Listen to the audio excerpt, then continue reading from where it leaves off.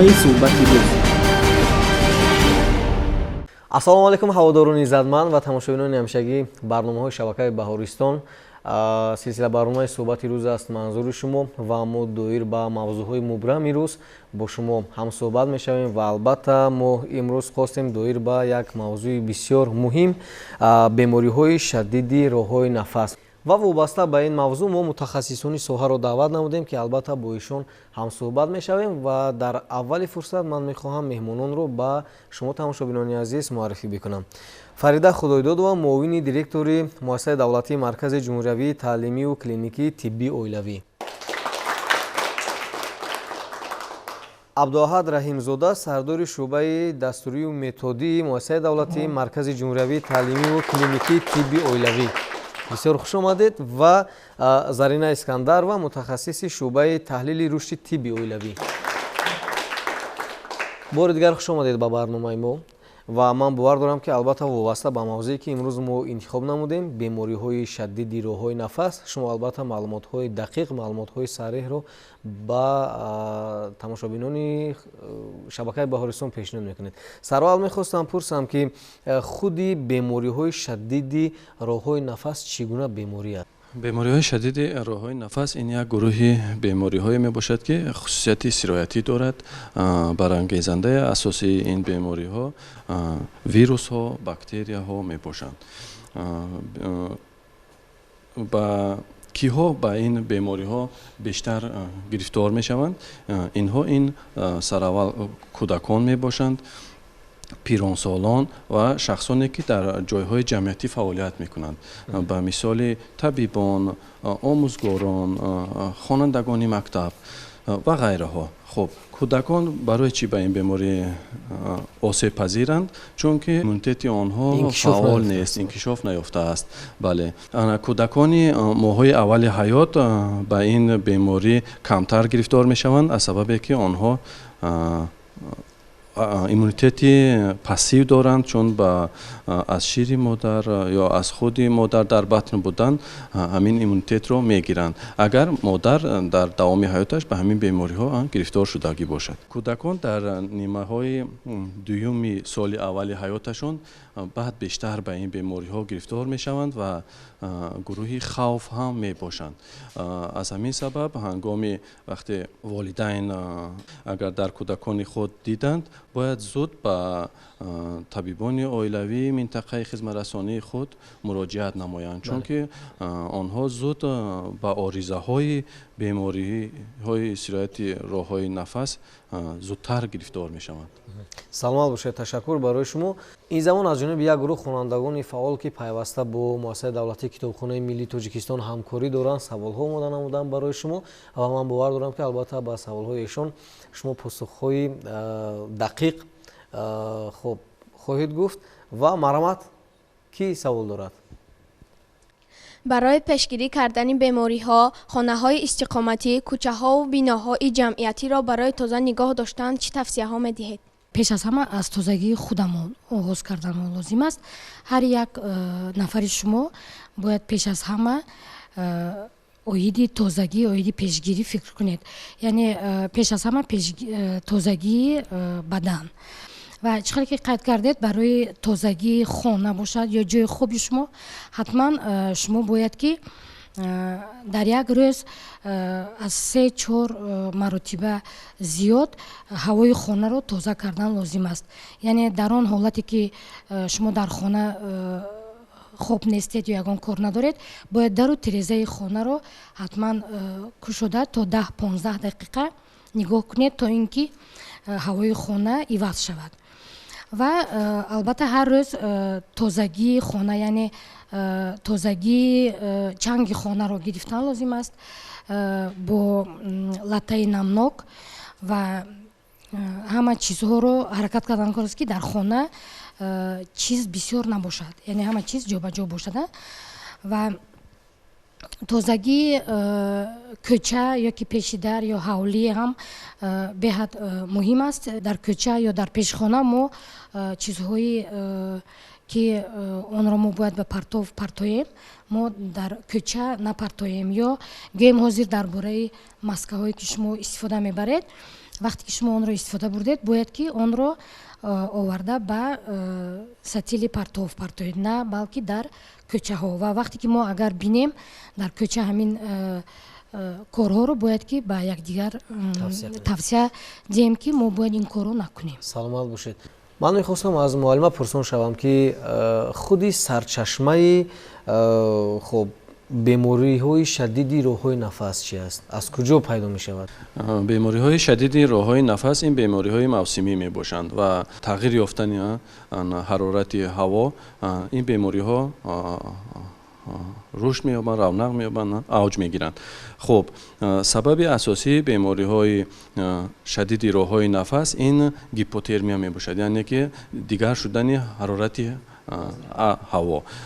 Дигар сабаби он чун дар ин фаслҳо шаҳрвандон аз истеъмоли микроэлементҳое ки сабаби баланд шудани масуният мешавад, онҳо камтар истифода мебаранд, ба монанди аз меваҳои тару тоза камтар истифода бурдан, аз сабзавотҳо камтар истифода бурдан, чун дар фасли зимистон ин маҳсулотҳо камчин мешаванд ва дар системаи масунияти одам чун кам шуд ин маҳсулотҳо, системаи масуният паст мешаваду ва фаъолгардии вирусҳо, бактерияҳое ки сабабгори бемориҳои шадиди роҳҳои нафас мешавад, онҳо фаъолияташон фаъолтар мешаванд ва шахсон ба ин беморӣ гирифтор мешаванд, чун дар боло гуфтем бисёртар дар ҷойҳои ҷамъиятӣ ин зуд паҳн мешаванд.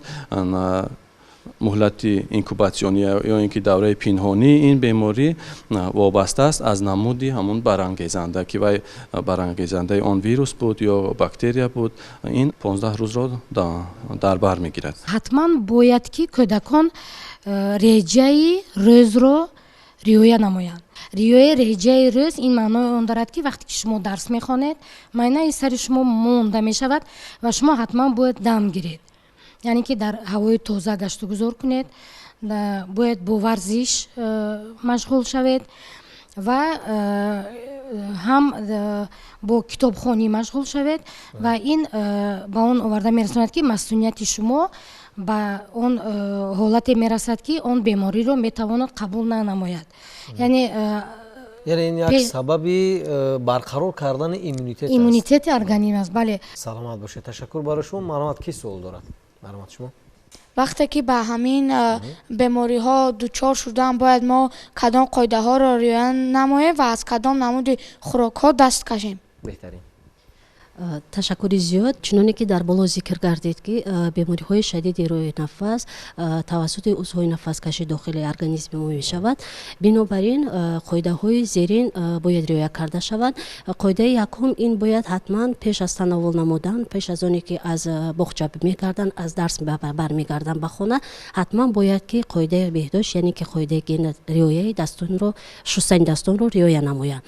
ман мехостам ки ҳозир сараввал ман гуфта мегузарам, сипас ман мехостам ки дар муддати ҳамун як дақиқа инро ба тарзи аёнӣ нишон диҳам. дараҷаи якум қоида ин шустани дастон мебошад. дуюм бошад ин дарбар намудани ниқоб мебошад, яъне ки агар шумо ниқобро дарбар мекунед, тарзи дуруст пӯшидани ниқобро медонед, метавонед ки худатонро аз сироят муҳофизат намоед. дуюм, агар шумо пайхас кунед, эҳсос кунед ки дар мактаб, яъне ки ё ин ки дар роҳрав, ё ин ки дар ҷое ки дар коллектив, яъне ки дигар чорабиниҳо мешавад, шумо эҳсос мекунед ки дар он ҷо шахсони бемор ҳастанд, шумо ҳатман бояд дар масофаи 1 метр дар тамос бошед. азбаски мо гуфтем бемориҳои шадиди роҳи нафас як намуди вай ба тарзи зуком мебошад. бинобар ин бояд ҳатман сулфа дар онҷа пайдо мешавад, атса пайдо мешавад. ҳангоми атса задан, ҳангоми сулфа кардан ҳатман бо худ даструмол бояд дошта бошанд, ё ин ки сачоқҳои як карата.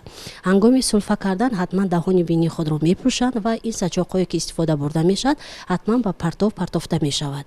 ҳангоме ки дар шумо даструмол ё ин ки сачоқи як карата набошад, шумо метавонед ки бо оринҷи худ даҳони бинии худро маҳкам бипӯшонед. аз кадом намуди хӯрокҳо бояд парҳез кунем? кӯдакони мо ҳозир дар айни ҳол бисёр чиро дӯст медоранд? хӯрокҳои тез тайёр. мо бояд ҳатман аз ҳамин хӯрокҳои тез тайёр даст кашем. ба хӯрокҳои тезтайёр чӣ дохил мешавад?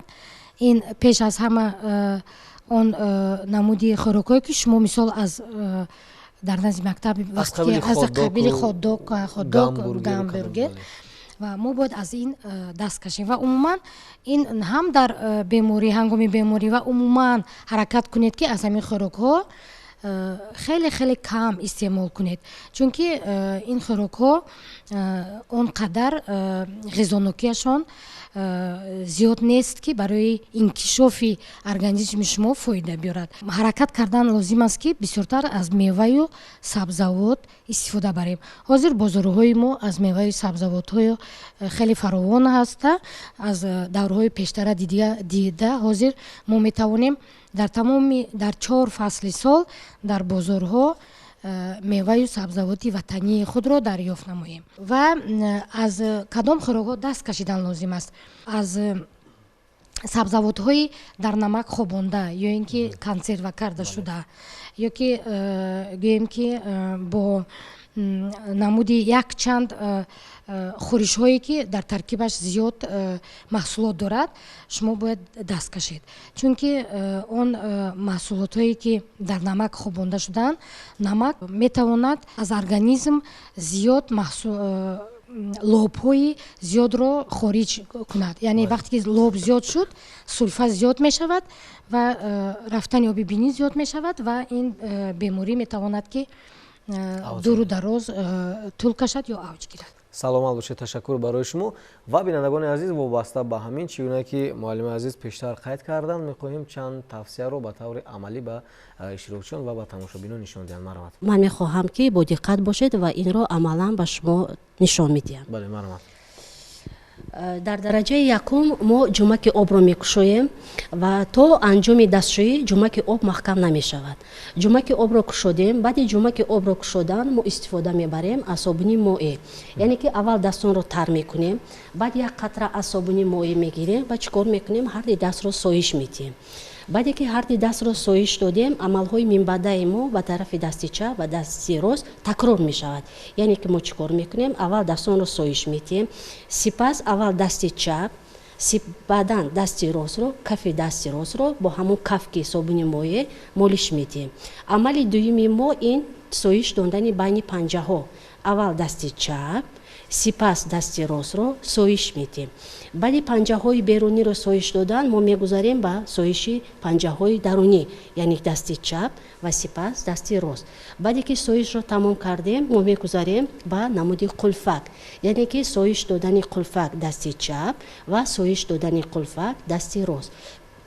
баъде ки ин анҷомро тамом кардем, мо мегузарем бар чӣ? Ба соиш додани ангушти калон дасти чап ва соиш додан бо каф дасти рост. баъде ки ин амалро мо ба анҷом расонидем, баъд мегузарем ба тоза намудани нохунҳо, яъне ки бо каф панҷаи дасти чап ва бо каф панҷаи дасти рост нохунҳоро покиза мегардонем. ва амали охири мо ин чи аст? Бо ҳамон каф ки дар даст буда, соиш додани банди даст дасти чап ва соиш додани банди даст дасти рост. баъде ки ин амалҳои пайдар ҳам тамом шуд, мо чӣ кор мекунем? ҷумаке ки оби равон дорад, дастамонро покиза мешӯем ва аз сачоқҳои як карата истифода мебарем ва чӣ кор мекунем? Дастро пок мекунем. баъде ки дастро пок кардем, бо ана ҳамин саҷоқи як каратаи пок карда шуда ҷумаки обро маҳкам мекунем ва инро чӣ кор мекунем? Ба дохили партоф мепартоем. баъди партофтан мо метавонем ки аз маҳлули чӣ? Маҳлули антисептик, яъне ки маҳлули безараргардонида дастони худро покиза намоем. амали дуюми шумо ин тарзи дуруст пӯшидани ниқобҳо. тарзи дуруст пӯшидани ниқобҳо вақте шумо онро харидорӣ мекунед, аллакай онҳо безарар ва покиза ҳастанд. пеш аз пӯшидани ниқобҳо аллакай достони шумо шустагӣ покиза.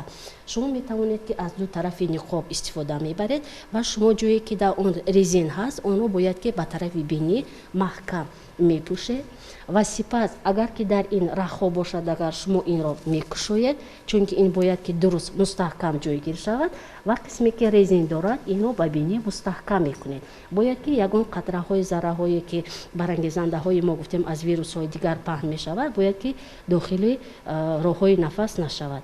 вақте ки дар тӯли 2 ساعت باید که این نقاب کشیده شود. بعد 2 ساعتی که شما میخواهید نقاب رو میکشید، شما حتما از دو گوشه که نقاب کشیده اون رو به طرف چپش به طرف بیرون نمیرسید، با طرف چپ توپ داده و به چیکار میکنید؟ به پرتوف میپرتوید. وقتی که شما این رو با پرتوف دید، باز یک بار دیگر دستون رو پاکیزه میشوید، بی ضرر میگردونید و سپس نقاب نوبتی پاکیزه رو به خود چیکار میکنید؟ میپوشونید. саломат бошед беҳтарин ва ман бовар дорам ки албатта аз тавсеҳое ки шумо мо барои широкчиён ва барои тамошобинон пешниҳод намудед албатта истифода мебаранд ва минбаъд ҳамарӯза субҳгоҳон вақте ки аз ҷой бармехезанд аз хоб пеш аз дарсу кор рафтан аввал ҳамин амалҳоро анҷом медиҳанд. саломат бошед. албатта мо чанд саволи дигар хонандагони широкчиёне ки дар назди мо ҳастанд омода карданд ба мутахассисон пешниҳод менамоянд ва тамошобинони азиз мо суҳбатро баъд аз як гузариши кӯтоҳ идома медиҳем. бо мо бошед. барномаи суҳбати рӯз. идомаи барномаи суҳбати рӯзро аз телевизиони баҳористон тамошо намуда истодаед бинандагони гиромӣ ва ёдрас мешавем мо дар ин барнома сари мавзӯи бемориҳои шадиди роҳҳои нафас ҳамсуҳбат ҳастем, албатта бо мутахассисоне ки дар барномаи мо ҳастанд ва ин лаҳза боз чанд саволи дигар аз ҷониби хонандагон омода аст ва мехоҳем пешниҳод кунанд ба мутахассисон. марҳамат шумо. برای چی بیماری‌های شدید راه‌های نفس را بیماری‌های موسمی می‌نامند؟ саломат бошед. بیماری‌های شدید راه‌های نفس زیادتر در موسم بهار و تیرماه و زمستان دیده می‌شود. در آن موسم‌هایی که باد و هوا یک و یک باره خنک می‌شود. وقتی که تابستان هوا گرم است، بهار هوا گرم است، زمستان و تیرماه هوا خنک می شود. برای چی این بیماری ها در همین موسم ها زیاد پیدا می شوند؟ خصوصا کودکان، کلانسالان، نورسان در این وقت لباس پوشی اهمیت نمی‌دهند. مثلا آنها لباس تنک می‌پوشیدند در تابستان در بهار. وقتی که هوا خنک می شود آنها یک بار خنک می شود و با همان لباس تنک برآمده می توانند. در این می تواند به این بیماری آورد و بسیارتر گوییم که در این وقتی که هوا سرد می شود شمال زیادتر می شود و ارگانیسم حالا آماده نیست که این با این بیماری یعنی مطابق شود، برای همین بیمار می شود. در زمستان و بهار استعمال میوه ها رو ما با شما کمتر میکنیم، یعنی بسیارتر از باز همون خورش ها استفاده میبریم، از نمودهای کنسرو کرده استفاده میبریم و از میوه و سبزیجات هایی که تر و تازه هستند کمتر استفاده میبریم. هنگام پیدا شدن کدام علامت‌ها ما باید به طبیب مراجعت نماییم؟ چنانه که در بالا گفتیم، این یک گروهی بیماری ها را به خود متحد میکند. نشانه های بیماری وابسته است به خود بیماری ها، به مانند هنگام گرفتار شدن به بیماری های شدید راه های نفس، تمام راه های نفس مبتلای این بیماری میشوند.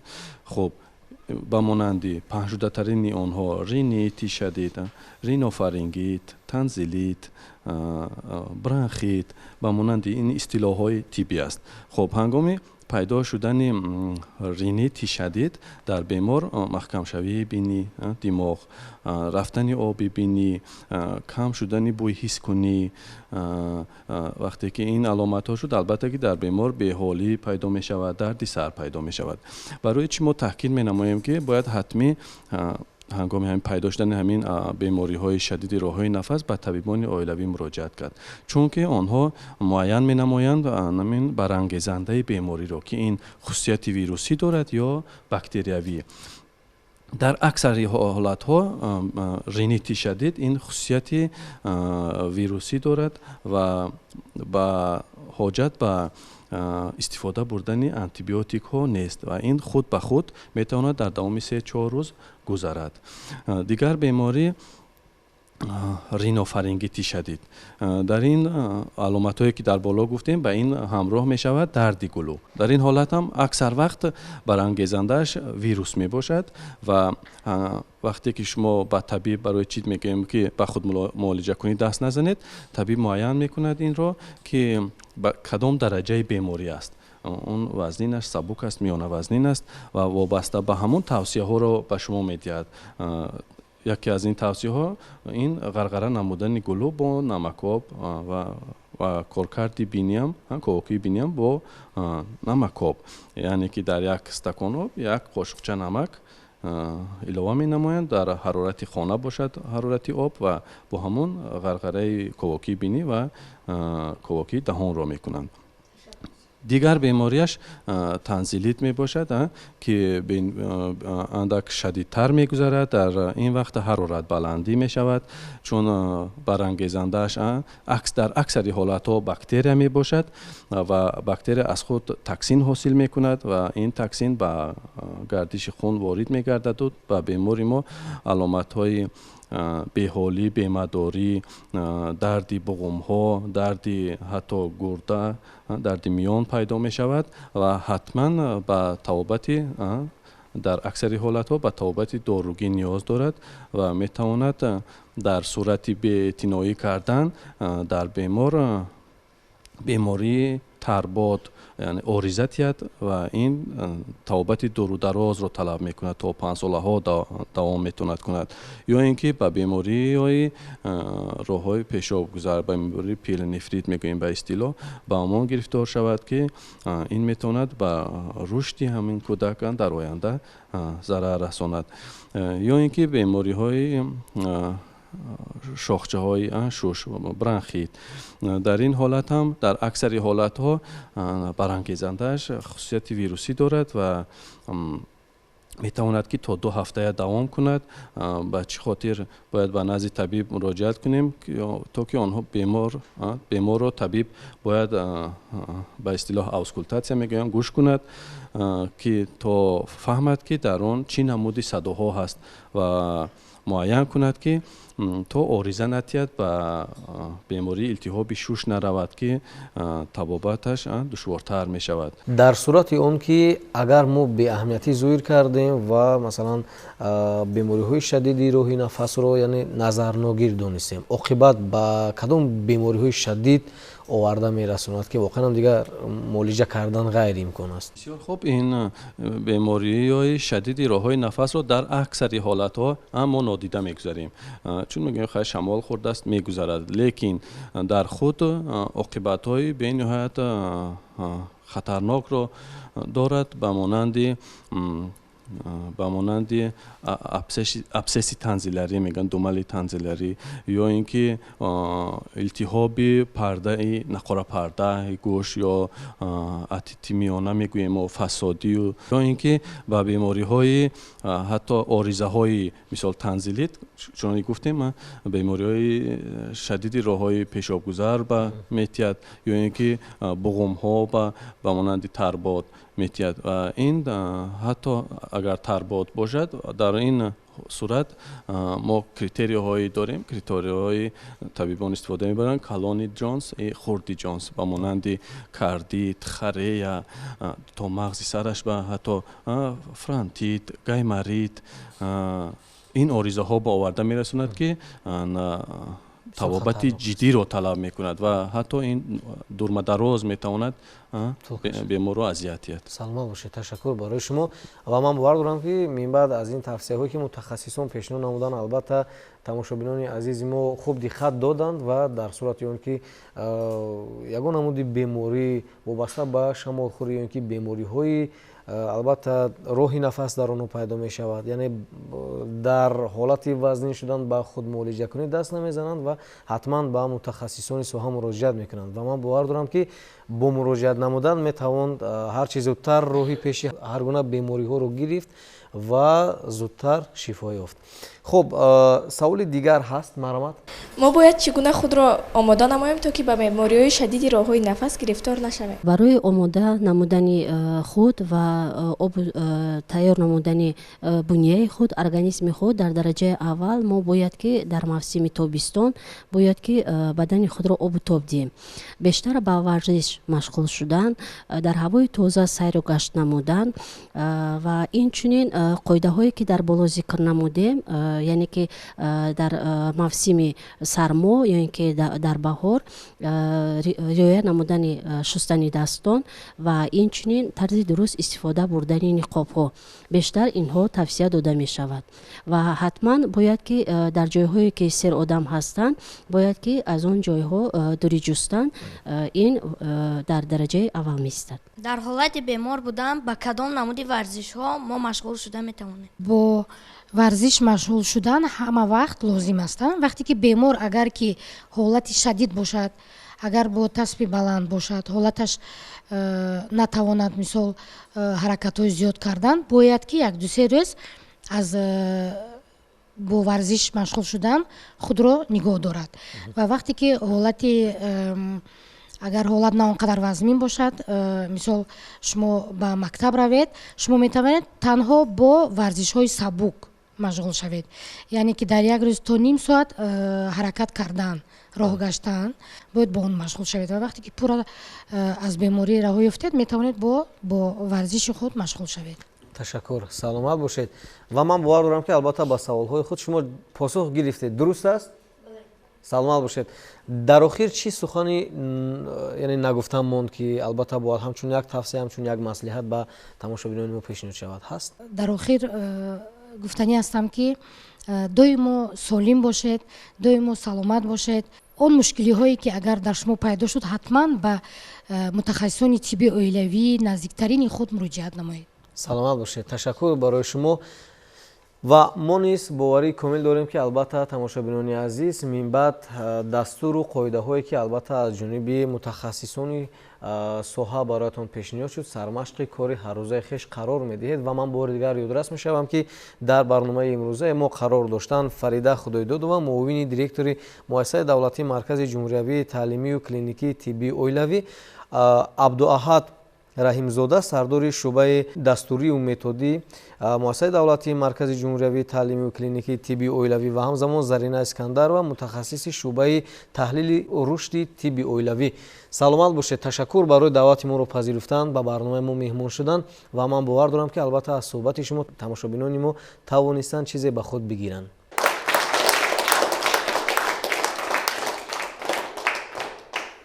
тамошобинони азиз, инҷо барномаи навбатии суҳбати рӯз бо мавзӯи муҳим бемориҳои шадиди роҳи нафас ба анҷом мерасад. доир ба масъала ва мавзӯъҳои муҳим бо мутахассисони соҳа дар барномаҳои минбаъда бо шумо дар суҳбат хоҳем буд. то барномаи навбатӣ тансиҳат ва хонобод бошед. хайр.